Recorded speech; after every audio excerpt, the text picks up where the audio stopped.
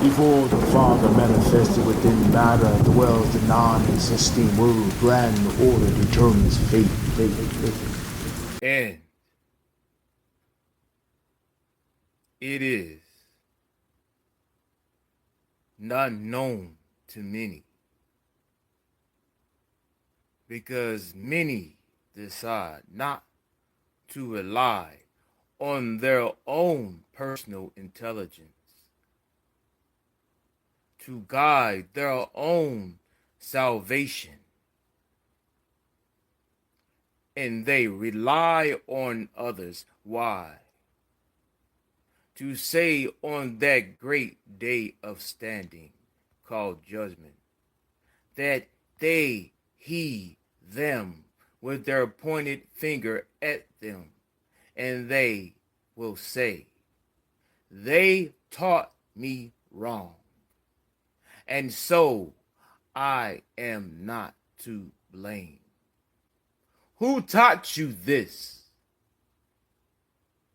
Your forefathers? Your foremothers?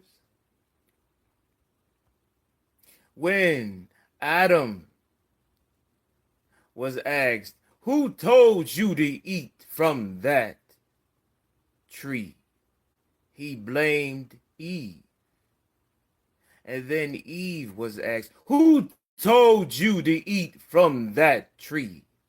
She said, Nakash, the reptoid, with the cunning tongue, told me to eat.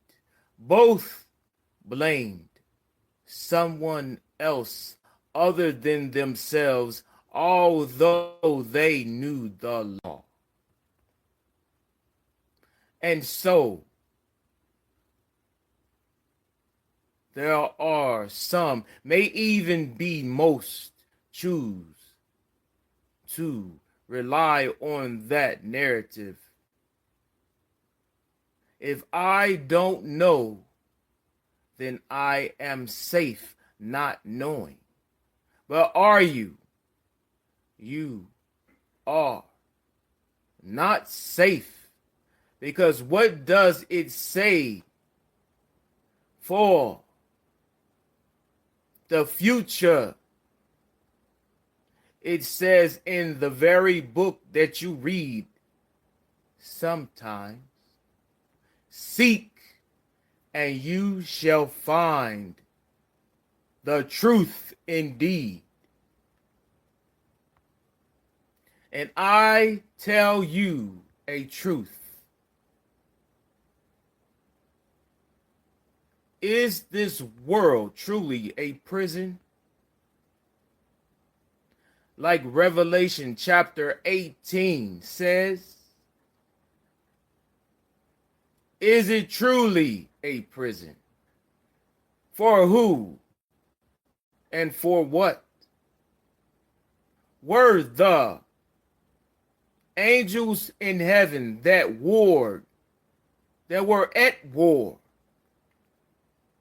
against the law of what you call heaven when they lost in Revelation chapter 12? Why were they cast down to this world? Because this world is a prison. What is a prison for? In the terms of this very world in modern day,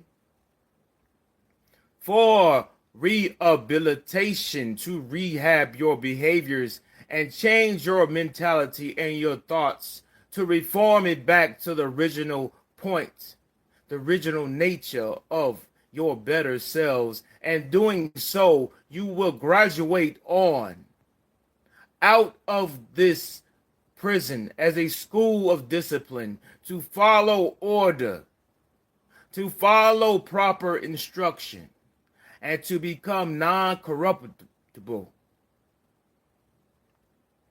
and to gain access back to that paradise garden, so you would not want like before but you pray. And you continue to bow your head and pray. Why? Because he or she wants something. Is it that you need? Maybe so. Mostly, do you want? Definitely so. What do you need and what do you want? Something. And I say to you, isn't that the reason why you all fail? Wanting more. You wanted more in the garden. You had everything that you needed in the garden, but they wanted more. And thus, because of it, they caused themselves to fall to sin. Is it okay to want more? What happens when you are employed on a job and you are giving, for an example, a free lunch at a restaurant job, and you eat your lunch, but you decide, I'm still hungry, I want more. So instead of using your own earned funds, you steal. And after so long, you get caught or somebody tells that I saw so-and-so steal. And what happens? He or she are cast out, or what you would say fired or terminated from that establishment where you earned a living at that point in time. So it continues to this very day. So Revelation chapter 18, as it says, this prison has attracted even more spirits of evil to tempt more and to deceive more and to provide more. So at the end, maybe some, but not more, will move on to the next earth, as Gabriel, the angel that most know as the Reformed Latin Jesus Christ said, love not of this world, but of the next. If you love this world more than the next, then you do not love our Father, the Omni-Creator, or our Father who grown the universes.